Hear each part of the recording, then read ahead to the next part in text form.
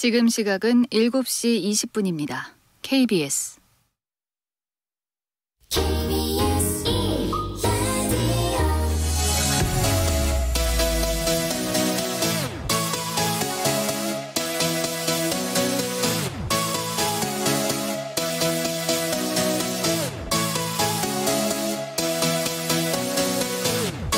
KBS 열린 토론.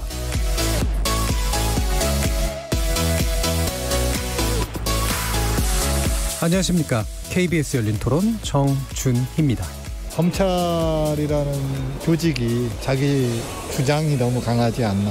검경 수사권은 어느 정도 분리를 해야 된다고 봅니다. 경찰에서 수사하는 것들이 검찰에 가서 뒤집어진다든가 뭐 이런 불합리한 부분이 있다고 이렇게 생각을 하는 거죠. 검찰개혁 관련해서 민주당이랑 국민의힘이랑 서로 당리당략만 주장하고 있는 것 같습니다. 공수처장 후보 추천도 그렇고 과거를 보면 너무 그 정치색이 뚜렷한 후보들을 추천을 한 것 같아서 그게 뭐 검찰 개혁을 고려하거나 뭐 그랬다는 생각이 들진 않아요. 검찰이 되게 크게 문제가 우리나라에 되는 조직이 많긴 한데 수사권을 다 경찰에 준다고 해도 경찰이 그렇게 믿을 만한 조직인지는 잘 모르겠어요. 공수처도 왜 굳이 만드나 별로 의미 없는 것 같고 정권 잡은 사람들 자기네들 비호하려고 만드는 좀 그런 것 같아서 그렇게 별로 좋아하진 않아요. 검찰은 검찰이 할 일이 있고 경찰은 경찰이 할 일이 있는데 그 구분이 없이 뭐 현재 실세들이 자기네 권력으로 막 밀어붙이고 있는 것 같은데 피로감이 좀 있는 느낌? 계속 진행돼서 착착착 가야 되는데 뭔가 중간중간 막히는 게 많다는 느낌이 계속 들죠. 계속 현 상태로 유지하는 것보다는 어느 정도 변화가 필요한 부분이고 일단 빨리 진행이 됐으면 좋겠어요.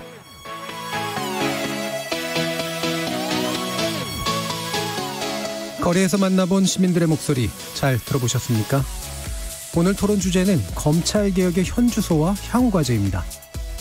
검찰개혁은 문재인 정부가 심혈을 기울여온 주요 국정과제지만 제도개혁의 핵심인 입법과정에서부터 난항을 겪어야 했습니다. 이 중 그나마 가장 빨리 현실화되고 있는 건 개정 형사소송법과 검찰청법에 따른 검경수사권 조정인데요. 본격 시행되는 내년 1월 1일부터 검찰의 수사지휘권은 폐지되고 경찰의 1차 수사권과 수사 종결권을 갖게 됩니다. 사실상 수사 중심축이 검찰에서 경찰로 이동하게 되는 셈이죠. 하지만 법 개정 이후 관련 시행령이 발표된 뒤로 검찰은 물론이고 경찰 내부에서도 불만이 제기되고 있는 것 같습니다. 게다가 검찰개혁의 또 다른 축이었던 공수처 역시 난항을 겪고 있죠. 공수처장 추천위원 문제로 법 시행 이후로도 한참을 지체하더니 겨우겨우 만들어진 추천위원회에서 야당이 추천한 공수처장 후보가 공수처는 태어나지 말았어야 할 괴물이라는 입장을 내보이면서 과연 공수처가 제대로 설치될 수 있을지 아리송한 상황입니다. 오늘 KBS 열린 토론에서는 법조계 출신 네 분의 전문가와 함께 검찰개혁 현안 살펴보면서요. 본래 취지대로 검찰개혁 잘 진행되고 있는지, 소모적인 정쟁으로 불거진 문제점, 관련 대책은 무엇인지 조목조목 짚어보는 시간 갖도록 하겠습니다. KBS 열린 토론은 여러분이 주인공입니다. 문자로 참여하실 분은 샵 9730으로 의견 남겨주십시오. 단문은 50원, 장문은 100원에 정보 이용료가 붙습니다. KBS 모바일 콩, 트위터 계정 KBS 오픈, 그리고 유튜브를 통해서도 무료로 참여하실 수 있습니다. 시민 논객 여러분의 뜨거운 참여 기다리겠습니다. KBS 열린 토론 지금부터 출발합니다. 살아있습니다. 토론이 살아있습니다. 살아있는 토론, KBS 열린 토론. 토론은 라디오가 진짜입니다. 진짜 토론, KBS 열린 토론.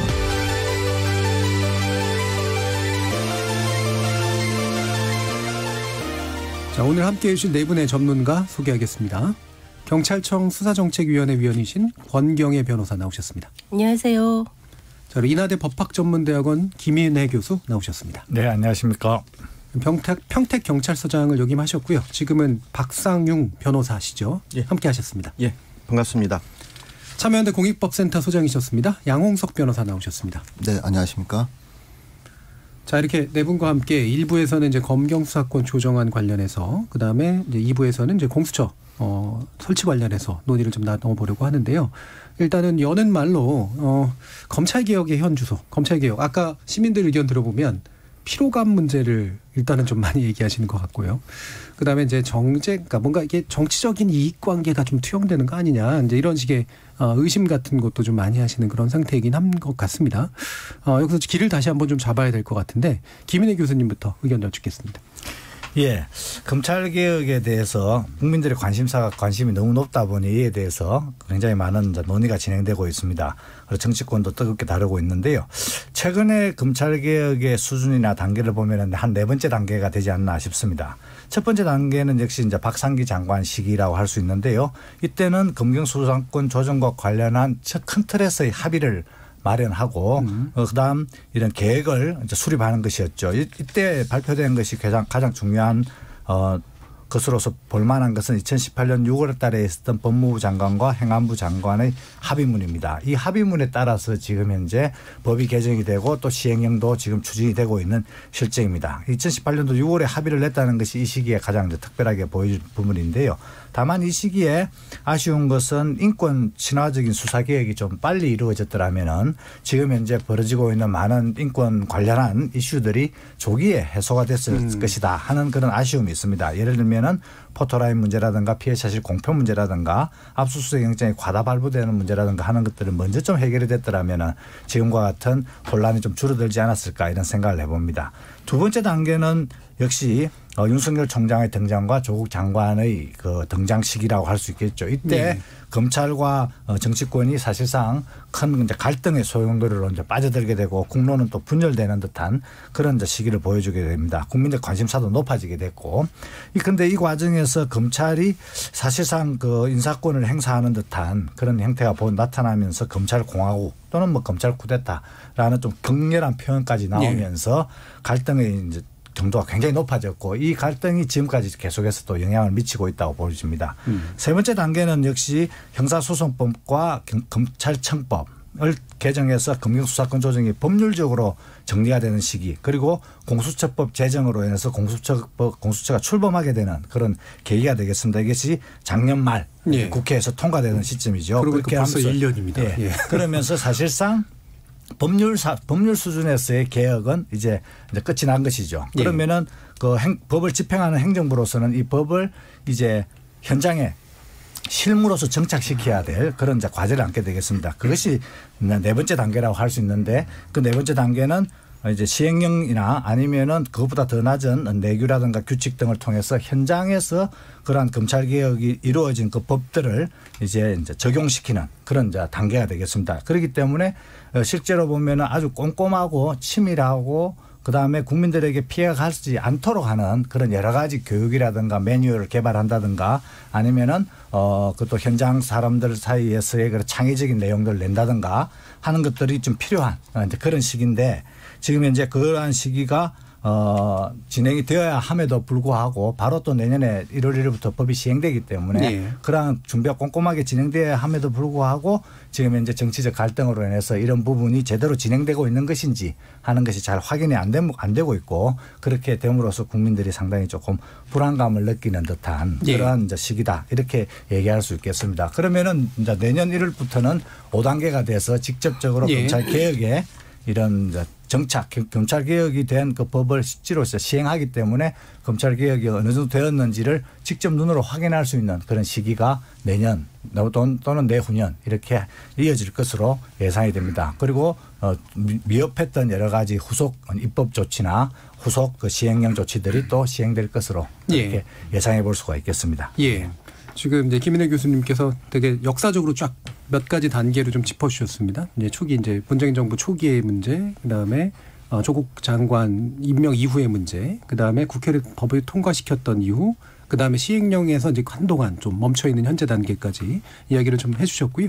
역사적으로 쫙 짚어주셨으니까 또 다른 선생님들께서는 핵심적으로 좀 어떤 측면에 좀 주목하시는지 의견을 들어볼게요.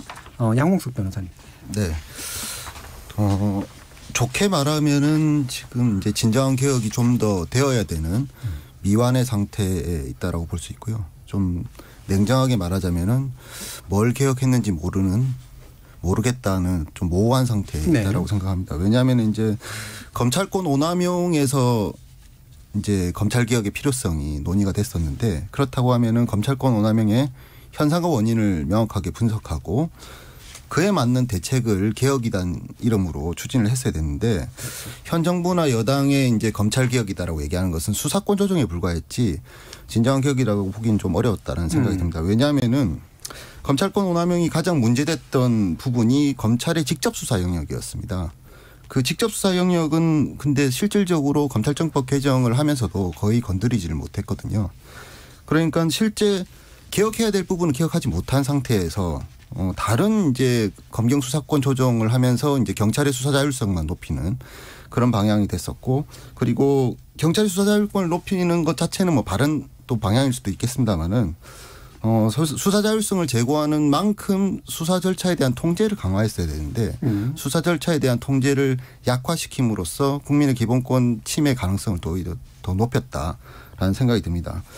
그래서 결국에는 본질은 사실은 검경 수사권 조정이 문제가 아니라 예. 검찰 개혁의 문제는 수사나 기소, 불기소 판단에 있어서 그 적법성, 적정성에 대한 이제 검찰 내의 통제가 제대로 안 됐다는 어떤 역사적 반성에서 비롯된 것인데 그 부분에 대한 개선 조치가 정부 여당의 이제 검찰 개혁 방안들에는 거의 없었기 때문에 여전히 이제 검찰 개혁은 사실 미완의 과제로 남아 있다라고 생각합니다. 예. 그러니까 일단은 뭐 미완이라고 볼 수도 있고 어디로 가고 있는지 모르겠다라고도 네. 또 냉정하게 볼 수도 있는 문제를 좀 짚어주셨어요. 그러니까 결국은 공수처 문제를 제외하고 나서도 검경 수사권 조정이라는 문제를 좀 너무 협배화된 것이 아니냐라는 그런 말씀 주셨습니다. 박상윤 변호사님도 의견 주시죠. 네. 쉽게 말씀드리겠습니다. 이 수사와 기소권이거든요. 네. 그럼 일반 국민들 볼 때 수사권이라는 게 뭘까? 수사는 범죄를 입건하는 겁니다. 어떻게 보면 쉽게 말하면 일반 국민들이 전과자를 만드는 겁니다. 네. 이거는 신중을 해야 되거든요. 기소권은 뭐냐? 재판에 기소하는 겁니다. 네. 이게 어떻게 보면 한 사람의 운명을 좌우하는 거죠. 이제까지 검찰은 수사와 기소권을 갖고 있었습니다. 수사도 하고 기소도 했습니다. 그래서 그러다 보니까 너무 경찰이 할 일까지 검찰이 한다.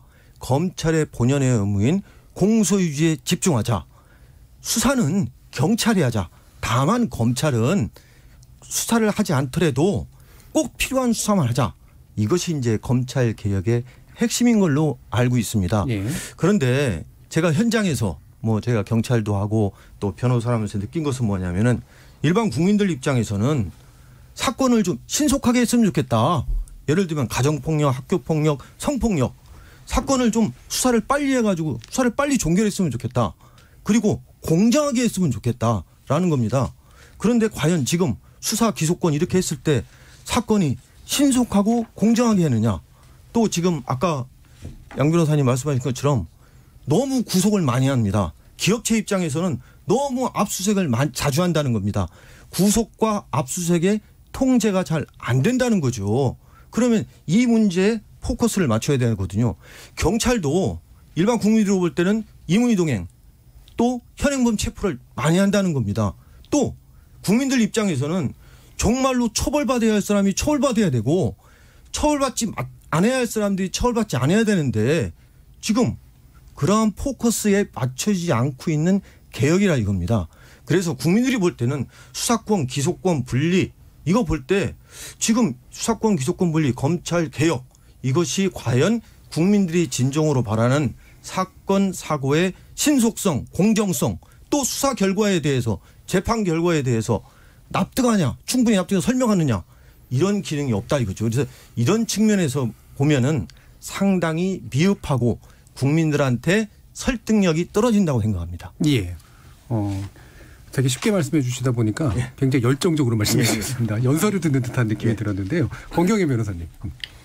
우리의 그 검찰 개혁의 큰 궁극적인 목적은 영미법상의 그 공판 중심주의, 당사자 대등주의라고 하는 사법 체계를 만들겠다라고 하는 게 궁극적인 목적이라고 저는 생각을 합니다. 예. 그런 과정에 비춰봤을 때 현재는 지금 완결된 그런 검찰 개혁의 완결된 형태가 아니고 그 단계의 첫 걸음이라고 저는 생각을 하고 있습니다. 그런 의미에서는 대단히 어려운 첫 걸음을 띄었다. 그래서 굉장히 진전된 부분들이 있다. 그럼에도 불구하고 그 검찰의 권력들을 그 분산시키는 것에 어려운 첫발을 띄었지만 경찰이라고 하는 권력의 오남용 부분들에 대해서는 우리가 제대로 견제를 할 수 있는 장치를 가지고 있느냐. 예. 그런 면에서는 굉장히 우려되는 부분들이 있다. 그리고 또 공수처의 부분도 마찬가지의 우려들이 좀 굉장히 좀 불식하기 어려운 측면들이 있다. 그래서 큰 진전이 돼 이런 부분들은 끊임없이 고찰하고 개선해 나가야 되지 않겠는가 이렇게 생각을 하고 있습니다. 예. 그래도 진전된 부분이 분명히 있는데 우려할 부분 역시 만만치 않다라는 그런 말씀이세요. 그럼 세부 내용으로 좀 들어가서 의견을 좀 들어봐야겠습니다. 계속 그냥 한 바퀴씩 돌다 보면은 금방 시간이 가기 때문에요. 네. 아예 쟁점으로 들어가는 게 좋을 것 같아요. 일단은 이제 시행령이 국무회의, 그러니까 수사준칙에 관련된 그 시행령 등을 포함해서 이날 국무회의를 통과한 상태니까 그거를 전제로 해가지고 쟁점 사항에 대해서 어떤 의견들을 가지고 계신지 들어볼 텐데요. 아까 이제 양홍석 변호사님께서 일단 검찰의 직접 수사 범위가 늘어난 부분, 이 부분을 얘기해 주셨잖아요. 좀 더 구체적으로 좀 설명을 해 주시죠. 그 사실 뭐 늘어났다라고 보긴 사실 어렵고요. 왜냐하면 이제 검찰적법 시행령인 그 검사의 수사 개시 범위에 관한 규정이 만들어졌는데요. 거기서 이제 직접 수사 범위를 늘렸다라는 평가도 사실은 있습니다. 네. 그런데 저는 이제 그 평가에 동의할 수는 없는데 왜냐하면은 애초에 여당이 패스트 트랙으로 통과시킨 검찰청법상 보면은 검사의 이제 직접 수사를 개시할 수 있는 범위를 부패 범죄, 경제 범죄, 공직자 범죄, 그리고 선거 범죄, 방위 사업 범죄, 대형 참사 이렇게 정해놨습니다. 이게 근데 아마 들어보시면 아시겠지만 굉장히 불확정한 개념입니다. 그래서 이런 불확정한 개념을 사용해서 사실상 해석으로 광범위한 적용이 가능한 형태로 법이 만들어진 것이 일단 첫 번째 문제였습니다. 그러다 보니까 시행령상 이것을 이제 구체화하는 과정에서 직접 수사 범위, 직접 수사 개시 범위가 늘었다 이렇게 보긴 어렵고요. 애초에 법에서부터 줄이지 못했다 이렇게 평가하는 것이 저는 더 정확하다라는 생각이 듭니다. 근데 이제 이렇게 되다 보니까 사실상 직접 수사를 좀 줄인다라는 이제 취지로 대중에게는 알려져 있습니다만 실질적으로 직접 수사를 줄인 것은 아니고 직접 수사 개시 범위를 일정하게 제한했다는 것인데 그 제한도 굉장히 광범위하게 돼 있기 때문에 실질적으로 제한의 효과는 극히 없다라고 볼 수 있고요.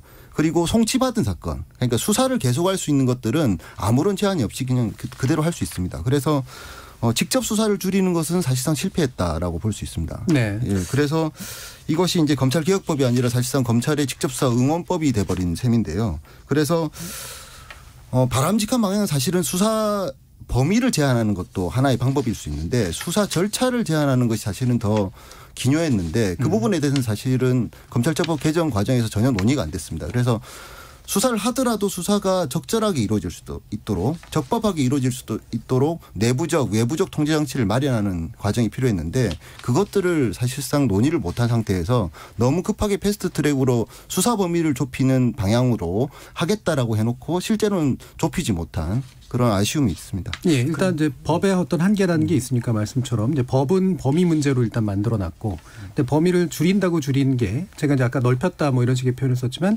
줄이려고 한 게 실패했다 뭐 이 정도로 좀 이해가 되네요. 그러면. 근데 지금 검찰의 수사 개시 범위를 한 범죄들이 경찰이 하고 있다는 겁니다. 예를 들면 마약 범죄. 경찰이 검찰보다 더 많이 하거든요. 수사 인력도 많습니다. 사이버 범죄. 경찰이 사이버 수사 인력도 많고 경찰에 신고하는 사건이 많이 있습니다. 대형 참사, 재형 사고건이 일어났을 때 경찰이 거의 다 현장에 나가서 감식대하고 다 합니다. 그리고 횡령배임 사기, 특경법. 지금 액수가 다 큰 것은 다 특경법입니다. 그러면은 이렇게 범죄를 갖다가 확대를 해놓으면은 이게 검찰의 직접 수사 범위를 축소했다. 효과가 없거든요. 오히려 이렇게 함으로 인해 가지고 경찰과 검찰의 중복 수사가 생긴다는 겁니다. 그러면은 중복 수사 기능이 생기면은 검찰이 먼저 하겠다. 아니다. 경찰이 영장 청구했으니까 경찰이 먼저 한다. 이런 충돌이 생기게 된다는 겁니다. 그래서 이러한 부분이 일선 경찰들이 많이 지적하는 부분이거든요. 이러한 부분이 너무 아쉽다고 생각합니다. 네, 권경화 변호사님 어떻게 보세요? 방금 의견에 대해서. 그러니까 지금 경찰하고 민변이 검찰의 직접 수사권 범위를 오히려 확대했기 때문에 원래 검찰개혁의 취지를 좀 몰각시킨 거 아니냐 이렇게 좀 주장을 하고 있는데요. 저는 오히려 처음부터 예정했던 검찰개혁의 단계였다 이렇게 생각을 합니다. 그러니까 검찰개혁의 방향에서 검찰청의 직접 수사권들을 이렇게 남겨둔 거 특별 그 수사권을 남겨둔 것은 제가 알고 있기로는 대통령의 의지였다고 알고 있습니다. 그러니까 그 경찰의 그동안의 그 수사에 축적된 역량들은 아직은 좀 준비도 미비하고 경험도 좀 축적되지 않은 거 아니냐. 그렇기 때문에 그 수사의 공백이 발생하지 않을 수 있도록 그 검찰의 직수사권을 좀 남겨둬야 되지 않겠느냐라고 하는 것이 대통령의 의지였다고 제가 알고 있고요.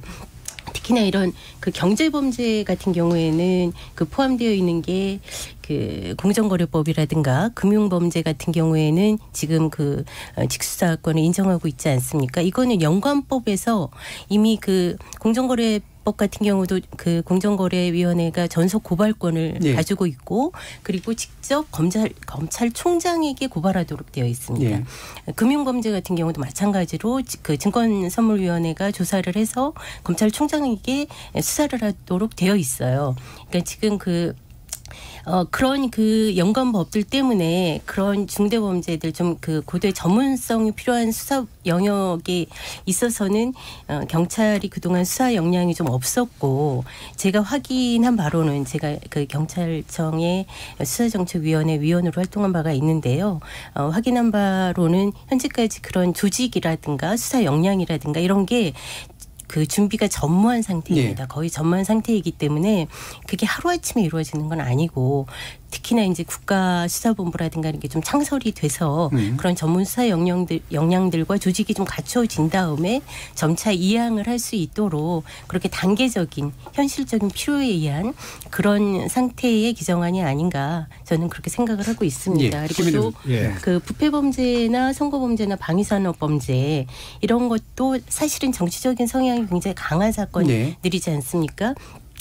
검찰 은 그나마 수사의 독립성을 위한 여러 가지 견제 장치들이 좀 있습니다. 검찰총장의 임기라든가 여러 가지 것들이 있는데 경찰은 그거에 비해서 상당히 좀 그런 장치들이 마련되어 있지 않죠. 현재로는 좀 부족한 상태입니다. 그렇기 때문에 이런 정치적인 성향들이 강한 그런 범죄에 있어서는 아직까지는 검찰이 수사하는 게 맞지 않겠는가 저는 그 현재 상태의 현실적인 고려가 있지 않았을까라는 생각이 좀 들고요. 그리고 그 대형 참사 범죄 같은 경우에는 경찰에게 이 부분은 좀 이양해도 되지 않았을까라는 생각은 좀 듭니다. 이 부분은 지금도 경찰이 충분히 수사 역량이 있었고 경험도 축적되어 있었고 이 부분들이 그렇게 정치적인 그 외압이나 이런 것들에 휘말릴 수 있는 가능성들은 다른 거에 비해서 좀 적지 않을까 싶어서 이 부분들은 경찰의 수사 범위들을 인정해 줄 수 있고 직수사권을 좀 제한할 수 있었지 않았을까라는 것이 제 개인적인 생각입니다. 지금 이제 방위사업, 뭐 선거, 그다음에 이제 부패 문제, 공직자 문제 이런 것들은 이제 기존에 검찰이 또 많이 해오던 영역이고 검찰의 어떤 수사 노하우가 아직은 좀 필요하다라고 지금 판단을 좀 하시고 그다음에 공정거래 관련된 것들은 이제 연관법령 때문에라도 남아있을 수밖에 없는 측면이 있다. 네, 연관법령이 지금 하나도 개정이 안 돼 있습니다. 일단 김인혜 그 수사권 배분의 문제는 일단은 그 두 가지 측면에서 볼 수 있는데요. 첫 번째로는 이것을 일괄되게 전면적으로 한꺼번에 다 해결할 수는 없는 것이고 이걸 이제 단계적으로 또는 시기적으로 이렇게 나누어서 일단은 접근을 하는 방법이 접근을 할 수밖에 없는 것이죠. 그래야만이 제도 개혁에 따른 그런 충격도 완화하고 그다음에 각 조직이 거기에 대해서 또 충분히 준비도 하고 그리고 국민들에게 돌아가는 그런 피해라든가 불측에 예상하지 못한 그런 여러 가지 부작용도 최소화시킬 수 있는 것이니까요. 그래서 어느 정도 부분을 어떻게 할 것인가 하는 거는 그 시기에 따라서 조금씩 달라지는 것인데 이게 애초에 얘기됐을 때 얘기 수준과 지금 현재 얘기되고 있는 그런 논의 수준이 조금 다릅니다. 애초에는 단계적으로 가는 것이 당연하다고 생각을 했었는데 지금은 또 검찰개혁의 목소리가 또 높아지면서 그런 또 정치권의 갈등이 높아지면서 좀 더 많이 했어야 되는 거 아니냐 하는 얘기가 좀 나오는 것이죠. 그래서 수사권 배분 문제는 뭐 지금 현재 나와 있는 것에 대해서 일부 뭐 많은 사람들이 지적하고 있고 저도 좀 지적하는 부분이 있습니다만은 그것들은 향후에 또 얼마든지 조정이 가능하다고 보여집니다. 다만 이거를 한 측면을 더 보셔야 되는데 수사권 배분을 하면서 이게 시행령을 만들었는데요. 시행령은 크게 세 가지 부분으로 구성되어 있습니다. 하나는 수사권을 배분하는 문제가 하나 있고 두 번째로는 이 수사권 배분을 했을 때 검경 사이에 발생할 수 있는 마찰이라든가 불편한 관계를 해결하기 위해서 상호 협력 관계를 광범위하게 규정을 해놨습니다. 이 부분이 제대로 작동이 되느냐 안 되느냐에 따라서 사실은 수사권 배분에 따른 그런 지금 예상하고 있는 많은 그런 뭐 좀 이렇게 부작용이라든가 아니면 걱정이라든가 하는 부분이 상당히 많이 해소될 수 있는 그런 부분이 있습니다. 그렇기 때문에 이게 상호 협력이라는 부분이 법에도 나와 있고 시행령에도 아주 광범위하게 정해져 있거든요. 그렇기 때문에 지금이라도 검찰과 경찰이 그 상호 협력 정신을 발휘해서 계속해서 논의를 해가면서 서로가 서로를 이해하는 수준을 높여나가고 그래서 공동으로 국가의 치안을 유지하고 범죄를 수사한다는 점에 대해서 목표를 이제 같이 공유할 필요가 있는 것이죠. 그다음에 수사권 배분과 관련해서 무엇을 또 시행령에서 규정하고 있냐면 수사 절차에 관해서도 규정을 하고 있습니다. 아주 좋은 내용들이 많이 들어가 있습니다. 예를 들면은 별건 증거를 이용한 자백이나 진술을 강요하지 못하도록 하는 조항도 들어가 있고 심야 조사나 장시간 조사를 제한하는 그런 내용도 들어가 있습니다. 장시간 조사를 한다면은 충분한 휴식 시간을 주어라라는 그 규정도 들어가 있는 것이죠. 이런 것들은 지금까지 우리나라 법에서는 아직까지 시행령 단계에서도 들어와 있지 못한 것을 올림으로써 사실 인권 친화적인 수사 그리고 또 수사권 배분에 따른 여러 가지 이런 과다한 수사라든가 중복 수사라든가 이런 부분들을 또 제한할 수 있는 제도들이 또 들어가 있습니다. 사실은 이 부분이 좀 더 관심을 좀 가질 필요가 있는 것이죠. 그렇기 때문에 국민들에게 돌아가는 그런 피해 이런 부분도 어느 정도 막을 수 있는 것들이 시행령 하에 들어가 있는 것이죠. 그래서 시행령은 수사권 배분의 문제와 함께 상호 협력이라는 제도를 통해서 수사권 배분에서 발생할 수 있는 여러 가지 그런 부작용을 줄이고 그다음에 수사 절차에서 인권 친화적인 수사 방법을 도입함으로써 그러한 또 부작용을 또 줄이는 그런 노력을 같이 하고 있다는 점 이런 것들을 좀 종합적으로 볼 필요가 있다 이렇게 말씀드리고 싶습니다. 그럼 일단 수사 절차 부분을 얘기를 하셨기 때문에 아까 양 변호사님이 또 먼저 말씀하셨으니까 수사 절차 관련해서 왜 했어야 될 것들이 많이 안 했다라고 했는데 지금 이제 시행령 차원에서 상당히 좀 있다라고 얘기를 하시잖아요. 어떻게 보세요? 김인혜 교수님 말씀하신 내용은 예전에 이제 경찰청 훈령이나 대검 예규인 그 범죄 수사 규칙이 있습니다. 범죄 수사 규칙에 있던 것들을 시행령 단위로 이제 올린 거죠. 그러니까 예전에도 사실은 이제 심야 조사나 이런 것들 많이 없어지고 있는 단계에 있었기 때문에 그걸 좀 더 분명히 하자라는 측면에서는 의미는 있습니다만은 시행령에서 이제 교수님께서 말씀하셨다시피 이제 검경 간 협력 문제를 일부 절차로 규정하긴 했는데 실제로 이제 그것이 제대로 작동되기는 사실 어려운 형태로 되어 있습니다. 왜냐하면은 이견이 있으면 이견을 해소할 수 있는 기준과 절차가 있어야 되는데요. 실제 보면은 어느 한쪽이 만약에 고집을 하게 되면은 자신의 견해를 고집하게 되면은 이견을 해소할 수 있는 절차가 전혀 없습니다. 그래서 사실상 지금 시행령상에서 보면은 검경 간의 이견을 고착화시키는 그런 지금 결과를 오히려 제도화하는 것이 아닌가라는 생각이 들고요. 그리고 시행령에 많은 규정들이 들어가 있습니다만은 시행령을 어떻게 그렇게 만드셨는지는 모르겠습니다만은 시행령에 오히려 법률 규정보다 더 광범위한 불확정 개념들이 많이 들어가 있습니다. 그러니까 해석이 많이 필요한 것이죠. 그런데 이게 새로운 제도를 도입했는데 불확정 개념을 많이 넣다 보니까 해석이 필요하고 그러면 이 해석이 확립될 때까지 혼선이 사실 불가피합니다. 그런데 그 혼선을 검경 간에서 사실 협의가 되면은 착착 풀어나가면 되는데 지금도 협의가 안 되는 두 기관이 굉장히 긴밀하게 협조하고 협의를 해야 되는 것을 전제로 해서 만들어진 시행령을 제대로 시행할 수 있을 것이냐. 그것은 사실은 조금 어렵다라고 보거든요. 그런 측면에서 보면 시행령이 지금 예정하고 있는 많은 절차들이 실질적으로 작동하기 어렵지 않은가라는 우려가 있습니다.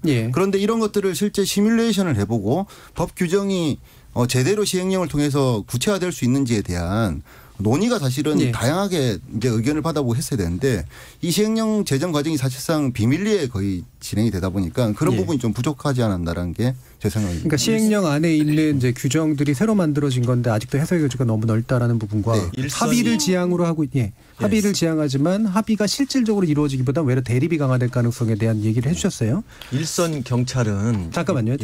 시행령뿐만이 아니라 그거는 모법에 서 이미 내재되어 있는 그런 한계로 보여집니다. 그 시행령에서 구체적으로 명확하게 규정되지 않음으로 해서 불명확성 내지는 검경의 갈등을 조율할 수 있는 장치의 미비가 오히려 좀 더 두드러졌다는 것인데요. 예를 들어서 이제 검찰개혁은 아까 김래 교수님 말씀해 주셨던 것처럼 그 오남용, 권력의 오남용, 수사권의 오남용들을 방지해서 인권적 수사를 좀 더 강화시켜내는 것뿐만이 아니라 수사의 공백도 막는 것이거든요. 범죄 수사의 공백을 막는 것인데 지금 보면 그 경찰의 불송치 결정에 대해서는 그 검찰이 재수사 요청을 하게 되어 있고 송치 결정에 대해서는 그 보완 수사 요청을 하게 되어 있습니다. 근데 불송치 결정에 대해서 만약에 재수사 요청에 대해 경찰이 어떠한 응답도 하지 않는다라고 했을 때 수사를 요구할 수 있는 더 이상 검찰의 권한이 없고 현재 장치가 없다는 거죠. 그리고 또 송치를 한 경우에 기소를 하기 위해서는 증거를 보강해야 되기 때문에 그 보완 수사 요청을 한다고 하더라도 만약에 하지 않는다라고 하면 그거에 대한 어떠한 그 사후 방지책이 없습니다. 그렇게 되면 아주 마음을 나쁘게 먹는다고 한다면 사건의 암장의 가능성은 굉장히 오히려 넓어졌다는 거죠. 네. 알겠습니다. 그리고 저희가 서울 변협에서 이러한 송치 사건이라든가 사건들의 직수사 범위가 있느냐라고 하는 것에 대한 논란이 좀 해석의 여지들이 많이 있었는데요. 직수사 범위들을 굉장히 제한해서 해석하는 것이 일반적인 그 해석의 경향이거든요. 그렇다고 하면 오히려 수사지휘권을 박탈하는 대신 그 사건의 암장 가능성은 좀 더 커졌다. 그럴 가능성들의 어떤 조율 장치는 마련되어 있지 않다라고 저는 생각합니다. 알겠습니다. 일부 이제 또 나왔던 얘기이기 때문에 다시 이제 그래서 박상윤 변호사님께 넘기면서 제가 질문을 좀 더 하면 일부 아마 반론들을 해주실 것 같고요. 그런데 이제 현장 얘기를 하시면서 이제 상당 부분은 경찰 중심적인 시각이 읽히거든요. 그래서 경찰 권력의 비대화에 대한 어떤 외부의 방금과 같은 그런 우려들에 대해서는 또 어떻게 답변하실지 이거 같이 좀 말씀 주시죠. 그래서 아마 이번 그 조정안에 보면은 그 경찰에게 수사 종결권을 줬다고 하지만은 경찰이 수사 종결권을 가진 것은 뭐냐면은 그겁니다. 이 기소 의견으로 된 것은 송치합니다. 그건 달라진 게 하나도 없어요. 다만 혐의 없다, 불송치다. 이거는 이제 검찰에 송치하지 않는다는 겁니다. 그렇지만 이거에 대해서 결정문은 또 검찰에 보내주게 돼 있습니다. 또 경찰의 불송치 결정에 대해서 사건 당사자들이 이의 신청을 하면은 검찰에서 수사를 해야 한다면은 또 검찰에 보내주게 돼 있습니다. 어차피 경찰의 불송치 사건은 나중에 또 가게 돼 있습니다. 그리고 사건이라는 것은 항상 상대적이 있습니다. 고소인 피해자가 있으면 가해자가 있고 고소인이 있으면 피고소인이 있습니다.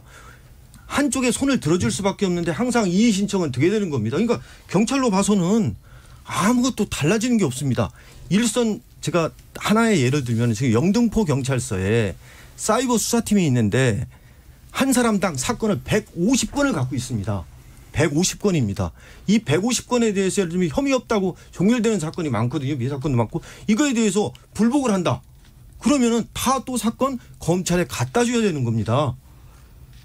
그러면 의미가 없는 거거든요. 또 하나는 뭐냐면 이러한 절차가 법무부령으로 되어 있다는 겁니다.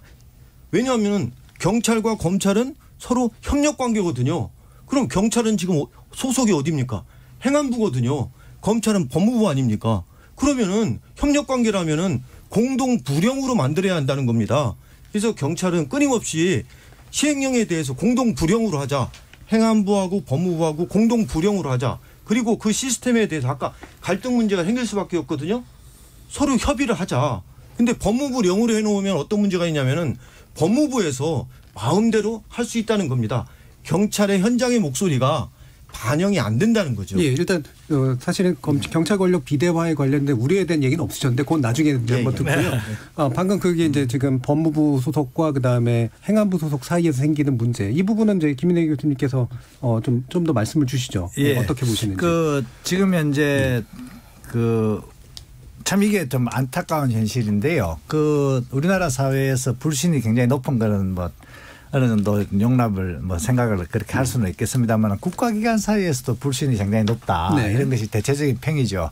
그래서 사실은 불신의 벽이 조금만 낮으면은 사실은 뭐 그렇게 심각한 결과나 심각한 논쟁이 벌어지지 않고 이제 해결될 수 있는 문제도 상당히 이제 파국의 결과를 이제 가지고 오게 되는데요. 그래서 지나치게 불신이 높다는 점은 좀 안타까운 점이 좀 있다 이렇게 생각이 듭니다.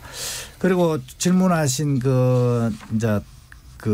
이 시행령의 주관부리 예. 법무부로 되어 있는 부분은 이거는 조금 이제 이론적으로 좀 문제가 있어 보입니다. 왜냐하면은 수사라는 것을 하고 있는 직접 담당하고 있는 주체가 그 시행령에 대해서 책임을 지게 되는 것이 정상이거든요. 예. 그래서 검찰에서 만약에 그것에 대해서 책임을 지면은 또 이제 검찰에서 하는 것이 맞고 그러면 경찰에서 한다면 또 경찰에서 하는 것이 맞고 그러나 둘 다 같이 하고 있기 때문에 둘이 공통으로 책임을 지는 게 이론상으로 맞아 보입니다. 그렇게 해야만이 실제로 현장에서 벌어지고 있는 여러 가지 그런 문제점을 즉각 파악해내고 신속하게 파악해내고 또 치밀하게 그걸 분석해냄으로써 이제 좀 더 풍부한 내용의 좀 더 이제 좋은 내용의 시행령을 우리가 더 많이 개정하면서 더 많이 갖게 되는 것이죠. 그래서 예. 책임과 권한의 그런 일치 부분 그리고 현장의 밀착도 이런 것을 비추어 본다면은 법무부와 그 행안부, 뭐 검찰과 경찰 이 함께 이런 시행령을 만들어 가면서 개정해 나가는 것이 좋지 않을까 이런 의견을 가지고 있습니다. 다만 이번에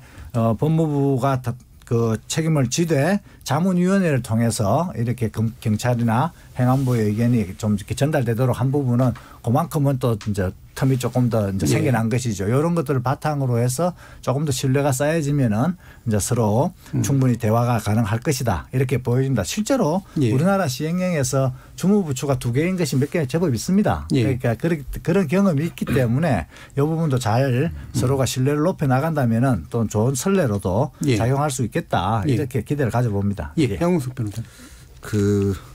이제 대통령령을 어느 부처에서 담당하느냐 문제는 사실 간단한 문제죠. 형사소송법을 법무부에서 관장하는 것이지 경찰청에서 관장하는 것이 아니거든요. 이 부분은 이제 박 변호사님께서 법무부령이라고 하셨는데 대통령령으로 만든 것이고요. 대통령령을 이제 법무부에서 형사소송법 시행을 하는 시행령이기 때문에 법무부에서 주관해서 만드는 것입니다. 그리고 이때까지 이런 정도의 그러니까 경찰과 검찰의 수사권을 어떤 절차를 통해서 행사할 것이냐, 지휘를 할 것이냐와 관련해서 대통령령을 만들 때 경찰청 의견을 다 들었습니다. 지금 이게 만약에 자칫 잘못하면은 뭐 경찰만 있는 게 아니거든요. 해경도 있고 뭐 관세청도 있고 수사를 하는 부서들이 굉장히 많습니다. 그러면 다 공동 관할로 할 것이냐. 그런 문제는 사실은 조금 그런 측면에서 보면 좀 간단하게 법무부령으로 두고 각 부처에서 의견을 내는 방식으로 기존에 해왔던 것처럼 하면 될 문제고요. 아까 이제 경찰 권력 비대화 문제를 말씀해 주셨는데요. 경찰 권력은 이미 비대하죠. 수사권 조정 이전부터. 수사와 치안을 사실 총괄하는 조직이다 보니까 그런 형태의 국가경찰 조직을 운영하면은 당연히 비대할 수밖에 없습니다. 그런데 이제 그 비대한 문제는 경찰위원회 실질화나 아니면 온전한 형태의 자치경찰제 시행을 통해서 이제 해결을 해야지 수사권 조정하고는 사실 직접 관련은 없다라고 생각이 들고요. 수사권과 한정해서 보면은 이번 이제 수사권 조정을 통해서 경찰의 수사 자율성이나 책임성을 높이는 방향으로 나아갔습니다. 그것 자체는 사실 바람직할 수 있는데요. 아까도 말씀드렸다시피 이제 자율성과 책임성이 높아진 만큼 그에 대한 통제가 필요하죠. 그런데 그 통제가 사실은 줄어들었다는 겁니다. 박 변호사님께서 말씀하셨다시피 이제 경찰이 수사한 결과 불기소하는 경우, 그러니까 불기소 의견으로 지금 송치를 하고 있는데 그거를 불송치 결정이다라고 이제 바꿨는데요. 그렇게 되면 90일 동안 검사가 그 기록을 받아서 보게 됩니다. 그런데 불기소할, 그러니까 죄가 없다라는 기록만 모아놓은 것들을 가지고 그걸 90일 동안 본다고 해서 그것이 잘 됐는지 잘못됐는지를 판단하는 건 쉽지 않습니다. 그런 문제가 있고요. 그리고 시행령상 지금 재수사 요청을 하도록 되어 있는데 검사가 하면은 이제 재수사 요청을 이제 따르도록 되어 있습니다만은 그 요청에 사실은 이제 그 불응하는 경우나 아니면 불완전한 이행이 있을 수 있습니다. 그런데 이 재수사 요청을 1회로 한정하고 있기 때문에 사실상 경찰의 사건 함정이나 부실 수사에 대한 통제는 상당 부분 지금 오히려 기존보다 제한되는 형태로 됐다라고 볼 수 있고요. 기소 의견으로 송치하는 것들도 마찬가지입니다. 보안 수사와 관련해서 아까 권 변호사님께서 말씀하셨다시피 이게 절차나 범위에 대해서 사실은 규정이 명확치가 않습니다. 시행령에서 그런 것들을 좀 구체화해 놨어야지 이게 제대로 시행이 될 수 있는데 그런 것들을 갖다 새로운 제도를 도입하는데 전혀 구체적으로 규정을 안 해놓고 둘 간에 협의해라 이렇게만 해놔서 사실상 혼란만 사실은 가중하는 꼴이 됐고요. 예. 지금 이제 그 수사의 적법성, 적정성을 통제하기 위한 시정 조치 제도라는 걸 새로 도입했습니다. 그래서 이제 법령 위반, 그다음에 뭐 인권 침해, 뭐 현저한 수사권 남용이 있는 경우에는 검사가 수사 절차에 대해서 어떤 조사를 해가지고 시정 조치를 할 수 있도록 돼 있는데 그 조사가 수사인지 아니면 수사가 아닌 조사인지 자체도 지금 시행령상 불투명한 상태에 있습니다. 그러니까 수사면은 예를 들어서 강제 수사를 할 수도 있겠지만 조사는 사실은 절차를 마련해 줘야 되는데 시행령상 그런 절차가 없기 때문에 이것은 사실 장식에 불과한 제도로 남겨질 가능성이 굉장히 큰 겁니다. 예. 사실 일부 이제 마무리할 시간이 이미 다 되긴 했는데요. 박상용 변호사님께서 아마 반론하고 싶으신 영역이 조금 있으신 것 같아서 1분만 의견 들어보겠습니다. 일선 현장은요. 경찰 내부에서도 통제장치가 많이 있습니다. 수사 이해 신청제도, 심사관, 영장 심사관 많이 있습니다. 거기에 더해서 이번에 종결권에 대해서 다시 또 이해 신청하면 검찰이 또 넘겨야 되고 또 검찰에서 90일 동안 보다가 다시 보완 수사해야 되고 그러면은 수사 어떻게 되겠습니까? 신속이 안 됩니다. 그리고 나중에 그 반대되는 사람은 불공정하다는 이의를 제기하게 됩니다. 그러면 그로 인한 피해는 누가 갈까요? 지금도 검찰은 송치하자마자 바로 경찰 의견서 그대로 카피해가지고 경찰 의견대로 한다. 이런 게 많이 있습니다. 이게 과연 국민을 위한 진정한 개혁이냐 아니냐. 저는 모든 것은 사건 사고는 신속하고 공정하게 해야 한다. 여기서 출발해야 한다고 생각합니다. 네, 알겠습니다. 자, 생각보다 상당히 견해 차이가 크네요. 똑같은 문제가 이건 더 외로 안 좋아졌다와 또 반대로 안 좋아졌다라고 하는 견해가 의외로 또 충돌하는 부분이 있는데요. 약간 아쉬운 부분이 좀 있으시겠지만 일단 요 정도 선에서 논의를 좀 정리를 하고 청취자들 의견 좀 들어보겠습니다. 정의진 문자캐스터. 네, 지금까지 청취자 여러분이 보내주신 문자들 소개합니다. 천놈님, 검찰은 개혁될 것입니다. 저항이 거세도 결국 시대의 흐름을 막을 수는 없습니다. 민심이 천심입니다. 원희님, 법 개정 확실히 해서 검찰 개혁 확실히 해주십시오. 청와대도 마음대로 압색하는 검찰이 총장 부인과 일부 전현직 의원은 치외 법권입니까? 압색도 하지 않고 있으니 이건 문제라 생각됩니다. 오윤재님, 구독이 무서워서 장을 못 담그나요? 법도 입법과 폐지가 이루어지는데 공수처라는 기묘한 기관을 설립도 안 해보고 반대부터 하다뇨. 일단 운영을 해보고 보완 등의 과정을 거치면 됩니다. 제대로 운영된다면 모든 조직을 정의롭게 만들 수 있습니다. 종욱님, 검찰 본인들 입맛대로 수사를 한다는 것이 진짜 문제입니다. 검찰개혁을 부른 건 김학의 전 차관의 성범죄 영상을 확인하고도 가르마 방향이 다르다는 궁색한 변명으로 덮어줬던 검찰 자신들입니다. 5191님, 공수처가 왜 필요합니까? 국민을 위해서인가요? 내 편은 태산 같은 죄도 덮어주고 상대편은 티끌도 조사한다면 정말 공정하고 정의로운 공수처가 될까요? 우려됩니다. 애플망고님, 검찰의 권력이 경찰보다 훨씬 세죠.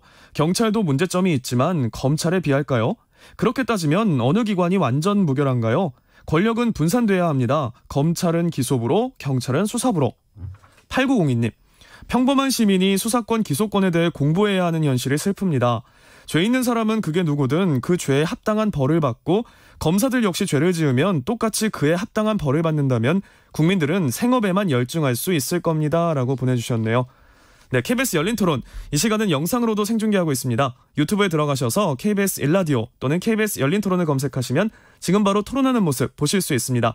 방송을 듣고 계신 여러분이 시민논객입니다. 계속해서 청취자 여러분들의 날카로운 시선과 의견 보내주세요. 지금까지 문자캐스터 정의진이었습니다.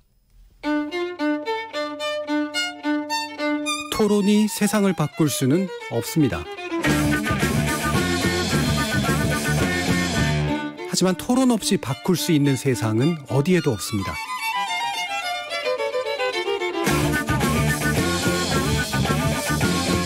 세상의 선한 변화를 갈망하는 당신. 정답이 아니라 질문의 힘을 믿는 당신. 우리 KBS 열린 토론에서 만납시다.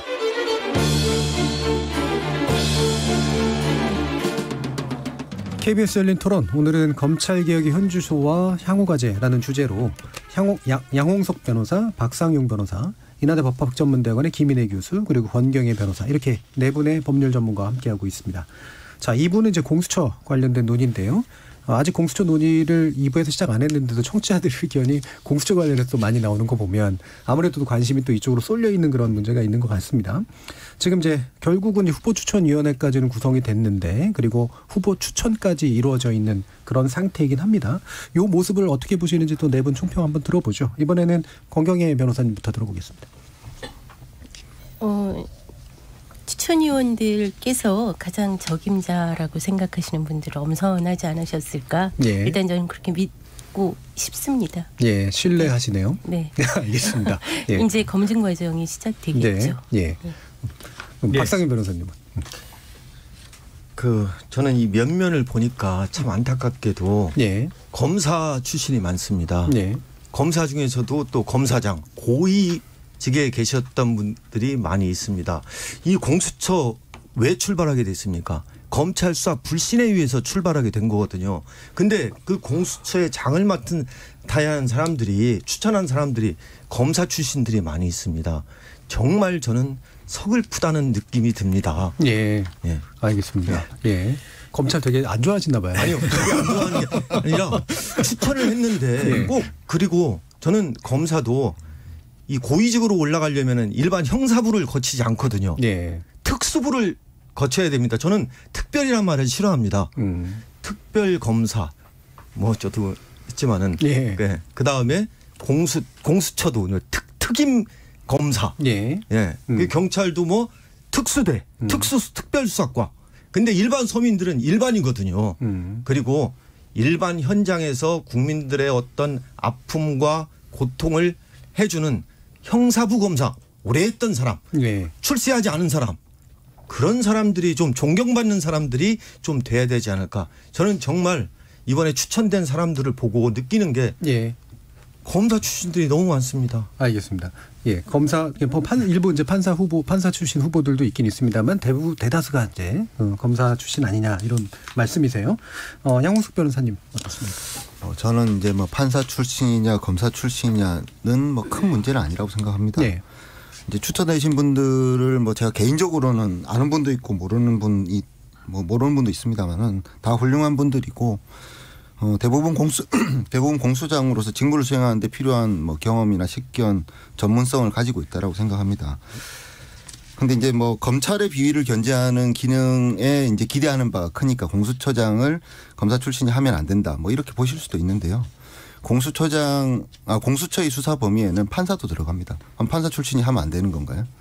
고위공직자들도 많이 수사 대상이 되고 있습니다. 그렇기 때문에 꼭 그런 출신의 문제보다는 적합한 분을 선정을 하면 좋다는 생각이 들고요. 오히려 지금 추천되신 분들의 면면을 보면은 오히려 처장보다는 공수처 차장 인선이 향후에 더 문제가 될 것으로 예상이 됩니다. 그래서 그 부분과 관련해서 또 다른 논란이 시작될 것 같다는 생각이 듭니다. 김인혜 교수님. 공수처 문제에 대해서도 저도 뭐 간단하게 얘기를 말씀드리겠습니다만 그 전에 잠시 나왔던 얘기를 말씀드리겠습니다. 경찰의 권한이 지금 이제도 큰데 이제 앞으로 검경 수사권 조정이 되면서 실제로 사건 종결권도 어느 정도 가지게 되면서 경찰의 권한이 더 커진다 이렇게 얘기를 하고 있습니다.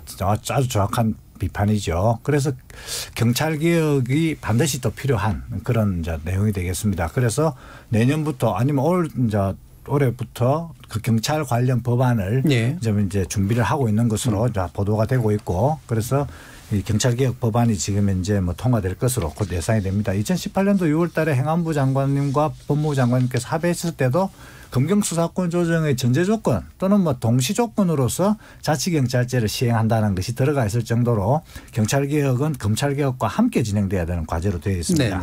그래서 경찰개혁을 하는데 가장 이제 첫 번째 개혁 과제는 역시 지방자치분권 시대에 맞추어서 경찰권을 지방자치로 이제 분산시키는 것이죠. 그 자치경찰제가 되겠습니다. 자치경찰제는 역사가 굉장히 한국 갑자기 경찰로 넘어가가지고요. 공수처 쪽으로.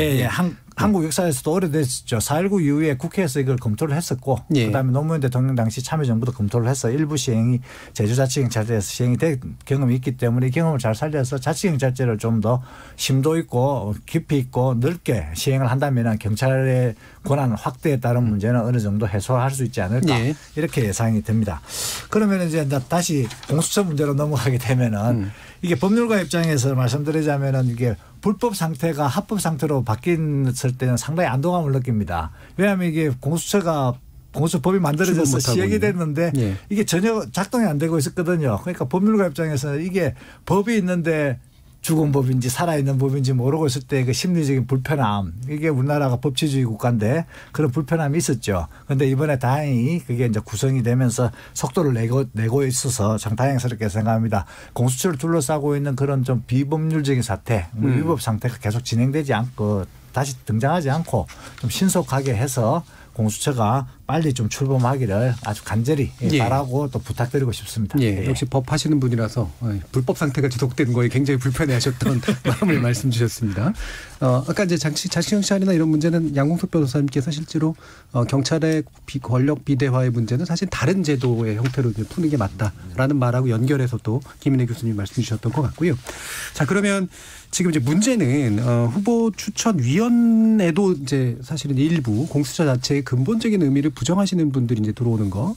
게다가 이제 추천된 위원회도 후보에도 공수처는 근본부터 이제 태어나면 안 됐어야 된다라고 하는 이제 그런 발언을 하시는 걸 보면 물론 개인의 견해를 밝히는 것 자체가 이제 무리는 아닙니다만 공수처장 후보자로서는 참 적합한가라는 생각은 듭니다. 근데 그 평가보다 이제 왜 이런 말들이 이제 나오는 상황이 연출될까에 대한 말씀을 좀 듣고 싶어요. 권경희 변호사님 어떠세요? 네. 그러니까 공수처는 고위공직자 범죄를 수사하기 위한 독립기구이잖아요. 그런데 이제 지금 공수처법이 그런 취지에 맞춰서 제대로 기능을 할 수 있을지에 대한 여러 가지 우려들이 지금 불식되지 않는 상황이죠. 그러니까 일단은 공수처장 후보 추천의 경우에 이게 독립성들이 얼마나 보장될 수 있을지 중립적인 인물들을 세운다고 하더라도 야당목의 한 분이 추천되고 여당목의 한 분이 추천된다고 할지라도 어쨌든 최종적인 지명은 대통령이 하시니까 대통령의 집권 여당의 조금 친성향을 갖고 계신 분들이 공수처장이 될 가능성은 훨씬 높다. 그런 중립적인 고위공직자 범죄를 수사하기에 마땅한 그런 제도 설계이냐라고 하는 문제들이 있겠고요. 또 하나는 이제 우리가 검경 수사권 조정을 계속 부르짖었던 건 수사와 기소를 같이 한 기관이 하는 건 오남용의 위험이 있다라고 하는 거잖아요. 그런데 공수처는 이미 그렇게 설계되어 있다는 거죠.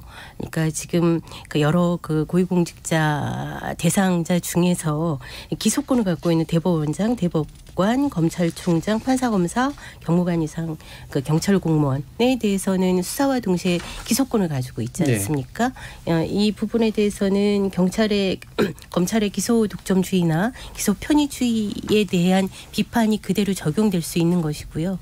그다음에 세 번째는 특히나 이 막판에 패스트트랙에 본회의 상정되기 막판에 삽입됐던 공수처법 제24조 제2항의 문제를 지적하지 않을 수가 없습니다. 그러니까 고위공직자 범죄에 대한 수사 총량이 많아지는 거는 우리 사회의 부패의 지수를 낮출 수 있는 오히려 굉장히 바람직한 방향이라고 생각을 저는 하고 있는데 지금 이항 같은 경우에는 고위공직자 범죄에 대해서 이첩 요청권, 공수처 이첩 요청권을 규정하고 있고 이첩 요청권에 응해야 되는 의무를 규정하고 있죠. 그렇게 된다고 한다면 실제로는 고위공직자 범죄에 대해서는 공수처가 전속적인 수사권을 갖게 되는 거죠. 그렇게 되는 경우에는 아까 말씀드렸던 공수처 구성 자체의 중립성에 대한 우려와 결부되어 있을 때 고위공직자 범죄가 얼마나 중립적이고 독립적인 수사처 기능을 할 수 있을 것인지에 대한 우려가 생기지 않을 수밖에 없다라고 하는 거 하나 하고 몇 개 남아있나요? 제가 그럼 일단은 그러니까 실제로 4급 이상의 공무원 비리에 대해서는 공수처가 그 전속적인 수사권을 가질 수밖에 없도록 지금 설계되어 있다라고 저는 생각을 하고 있습니다. 그러니까 이게 그 공수처의 최초의 입법 취지에 맞는가? 오히려 좀 그 검찰 개혁을 논의했던 그런 취지와 비판점 그대로를 옮겨놓은 제도일 가능성이 굉장히 많이 있다라고 하는 그런 우려들 때문에 이런 얘기가 나오지 않나라는 생각이 그러니까 임명과 운영에 있어서의 정치적 중립성의 문제에 대한 의심, 약간 우려를 하시는 것 같고 설계 자체가 그러니까 그래서 말씀을 들어보면 권경희 변호사님의 말씀은 설계가 상당히 근본부터 잘못됐다라는 쪽으로 읽히거든요. 그러니까 저는 이제 공수처 TF 서울변의 공수처 TF에 있었지만 일단 이런 그 판검사나 그 경찰 공무원들이 내부적인 통제가 굉장히 약화되어 있는 집단 아닙니까? 그런 권력 집단에 대한 외부적 통제, 독립적인 통제 기구가 필요하다라고 하는 그런 대전제에는 굉장히 동감하지만 지금 공수처와 같은 방법 이런 기구가 그런 기능을 수행할 수 있을까 제대로 라고 하는 데는 회의적이라는 거죠. 그 야당에서 공수처를 반대한 이유가 뭐냐면은 아니 상설 특검하면 되는 거지 뭐하러 공수처를 만드냐 그거였습니다. 근데 우리가 저도 특검 보러 했지만은 아까 특별 되게 싫어한다고 예. 자 특검을 한다고 하면은 여야 간에 얼마나 마찰이 심합니까? 왜 특검을 합니까? 검찰 수사가 불신되기 때문에 특검을 하는 거거든요. 근데 이게 잘 안 돼요. 그래서 저는 개인적으로 공수처 필요합니다. 다만 여기 지금 추천되신 분들이 제가 볼 때는 추천의 기준이 뭡니까? 이제 중립성, 전문성, 공정성입니다. 근데 지금 이분들 이력만 나와 있어요. 이분들이 취급했던 사건이나 이분들이 어떤 그 기록했던 이런 게 전혀 안 나와 있는 겁니다. 그리고 실질적으로 인사청문회를 열으면은 청렴성 갖고 따져요. 그러니까 공수처장의 어떤 공정성, 전문성, 중립성 이거는 거리가 멀다 이거죠. 그러니까 이번에 추천된 분들 중에서 제가 이런 말씀드리면 그렇지만은 아니 공수처 이거 필요 없다. 근데 이렇게 말씀하시는 분이 공교롭게도 검찰 고위직 하셨던 분들입니다. 그러면은 이런 분도 필요 없는 거 아닙니까? 그러니까 추천할 때 저는 제대로 해야 한다라는 생각을 해봅니다. 그리고 추천을 하더라도 그분들이 그 직에 있었을 때 어떠한 사건을 냈고 그 사건에서 예를 들면은 검사라도 사건을 했을 때 기소를 했는데 무죄난 경우도 있습니다. 그런 것도 좀 한번 살펴보고 분석도 하고 해야 한다고 저는 생각합니다. 이게 검증 과정에서 안 걸러질 거라고 지금 우려하시는 거예요? 그 자료를 지금 검증 과정에서 어떤 것만 하면 재산 과정만 나옵니다. 그러니까 자꾸 공수처장을 안 하려고 하는 이유가 재산 검증 과정 청렴성에서 먼지 털기 시간이니까 다 떨어지니까 합니다. 근데 실질적으로 중요한 것은 뭐냐. 이분들이 예를 들면 검사 출신이라면 기소 또는 판사가 재판하면서 잘못 판단한 것도 있거든요. 그러한 사건 이력을 검증을 해야 한다는 겁니다. 그리고 그러한 자료를 갖고 분석을 해야 한다는 겁니다. 이번에 각 기관에서 추천된 분들 그러한 검증을 했을까요? 저는 안 했다고 생각합니다. 알겠습니다. 추천 방식 과정에서 지금 말씀하신 직무적합성의 문제에 대한 고려보다는 그렇습니다. 나중에는 또 결국 청문회나 이런 제도들 어렵게 통과한다고 하더라도 재산이나 청렴성 문제로 떨어져 나갈 가능성에 대해서 얘기해 주셨어요? 김현희 교수님. 예, 공수처 문제에 대고 여러 가지 얘기가 나오는 것은 기본적으로 공수처가 도대체 무엇을 하는 기관인가 그리고 그것이 한국 사회에서 왜 중요하게 되었는가에 대한 공감대가 좀 약하기 때문이다 이렇게 생각이 듭니다. 공수처라는 것은 이게 뭐 검사를 수사를 하거나 판사를 수사하거나 처벌하거나 이런 것이 애초에 목적이 아니고 소위 말하는 한국 사회에서 옛날에 있어 왔던 엘리트들의 부패 문제.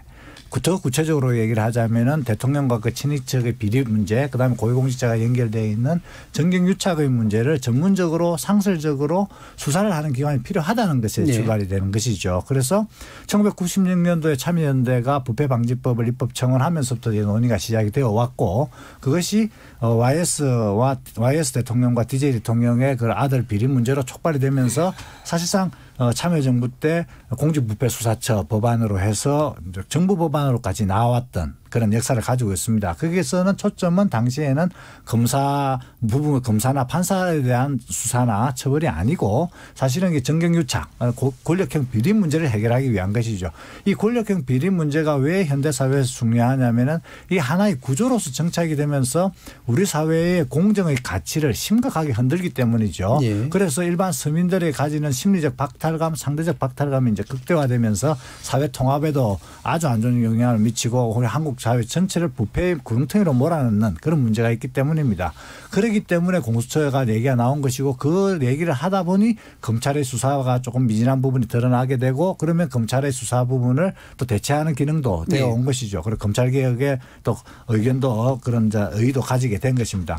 이러한 검찰개혁과 관련되어 있으면서도 불구하고 반부패 기관으로서의 그런 기관의 그런 그 역할 이런 부분에 대한 강력한 이런 우리 사회의 공감대가 특히 이렇게 사회 지도층 사이에서 공감대가 좀 튼튼하면은 이러한 문제들이 이러한 발언이라든가 이런 문제점이 잘 안 나오겠죠. 그리고 또 그런 법안을 통과시킨데도 그렇게 이제 엄격한 그런 심각한 정치적 갈등이 좀 없었을 것이다 이렇게 생각이 듭니다. 그래서 제가 드리고 싶은 말씀은 공수처가 가지고 있는 한국 사회에서의 의미, 즉 다시 말씀드리자면 엘리트들이 가지고 있는 부패의 카르텔 이 부분을 고용자 중심으로 해서 퍼져 있는 것을 우리 사회에서 이제 발본색원함으로써 부패 수준을 개선하고 그다음에 사회에서 공정의 가치를 높이고 그다음에 서민들이 좀 박탈감을 느끼지 않도록 하는 그러한 의의를 다시 한 번 더 확인하고 그걸 바탕으로 해서 인사가 좀 진행이 되고 청문회도 좀 진행이 되고 이렇게 하면서 우리 사회에서 공수처의 필요성을 다시 한 번 더 확인할 필요가 있다. 이런 얘기를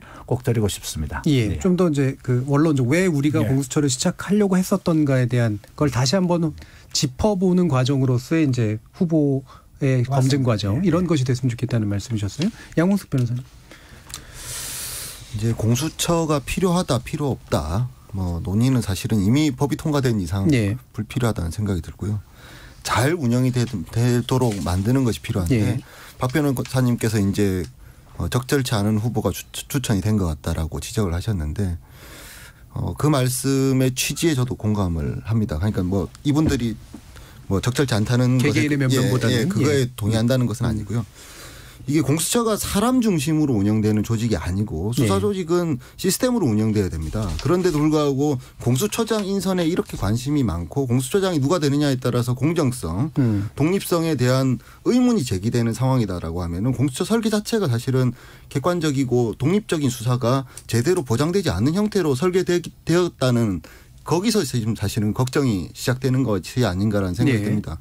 권 변호사님께서 이제 전속적 수사권도 말씀하시고 했는데 조금 저는 그 부분에 대한 생각은 좀 다릅니다만은 어쨌든 공수처가 과연 우리 사회 부패를 적절히 대응하는 방식으로서 올바른 형태냐에 대한 근본적인 사실은 의문을 제기하는 부분들이 있고요.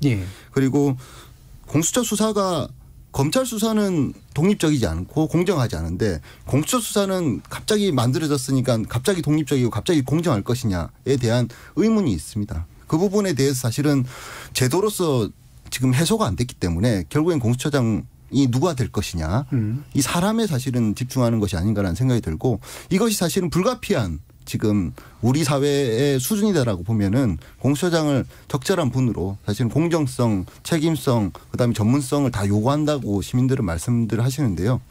어쨌든 공정성 문제에 있어서는 시비가 없도록 좋은 분으로 선정하는 것이 필요하지 않을까라는 생각이 듭니다. 제도 설계 일부 좀 미비한 점들이 눈에 띄니까 이제 사람들이 자꾸 그 공수처장이라고 하는 존재를 가지고 이렇게 막 왈가왈부하면서 늘어지는 현상들이 나타나게 된다라는 그런 말씀이신데 또 이런 면도 좀 있지 않을까요? 예를 들면 처음 시작하는 제도이기 때문에 결국은 개인화될 수밖에 없잖아요. 그러니까 처장이 누구냐 문제로 모든 문제들이 다 그냥 다 집중돼가지고 표현되는 그런 부분도 좀 있긴 있는 것 같거든요.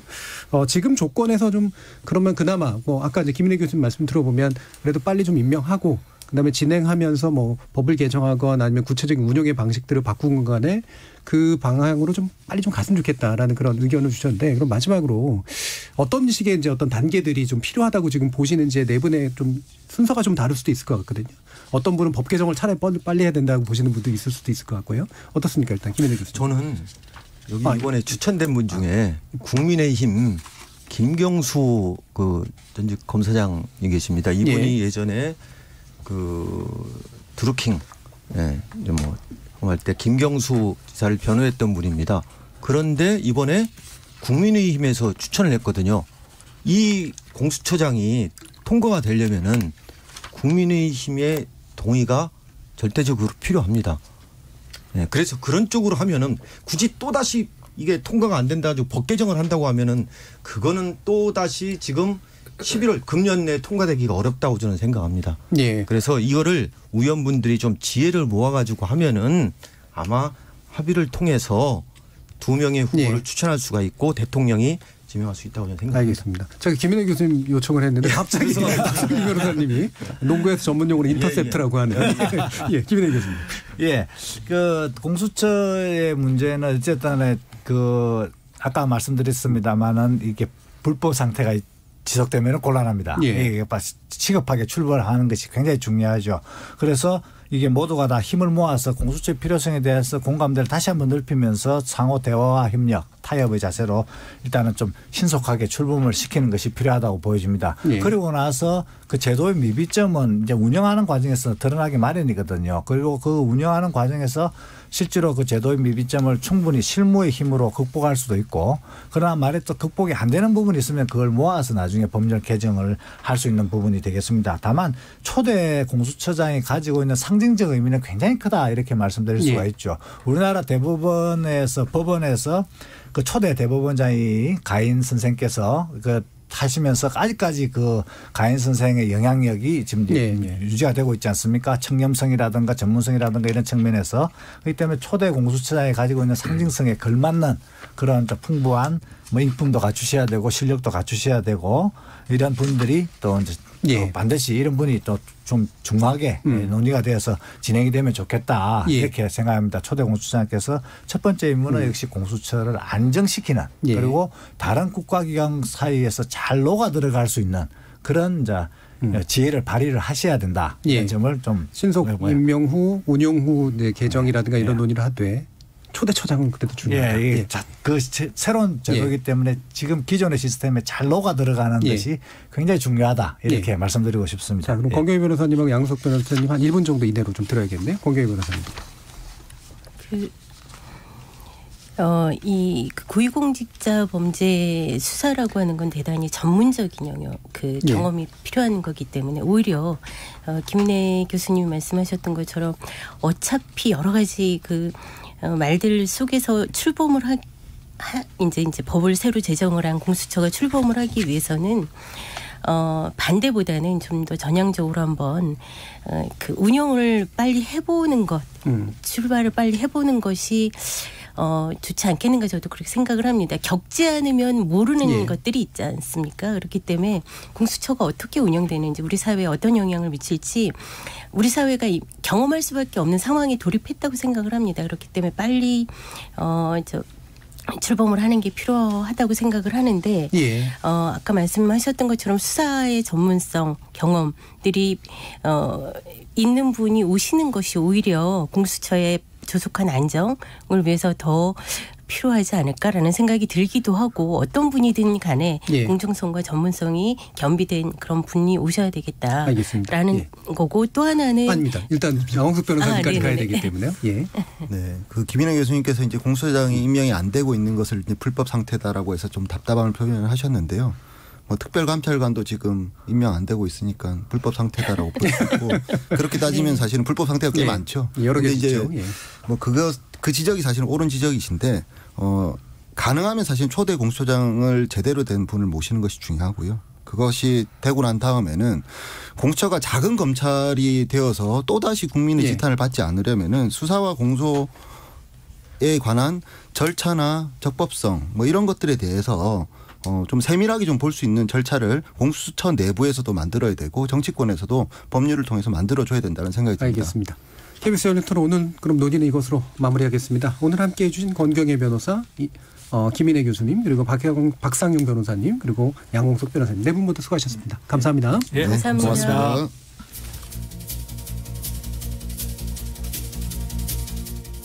권경을 포함한 권력기관 개혁은 강력한 물리력이 권력기관 스스로를 위해 행사되는 그래서 국민의 인권이 침해되고 민주적 질서가 왜곡되는 과거를 벗어나는 데 핵심이 있는 것 같습니다. 개혁 대상이 개혁의 방향을 흔들지 않도록 당파적 대립으로 격화시키지 않도록 모두가 개혁의 주체로서 관심을 둬야 될 때인 것 같습니다. 참여해 주신 시민논객 여러분 감사드립니다. 지금까지 KBS 열린 토론 정준이었습니다.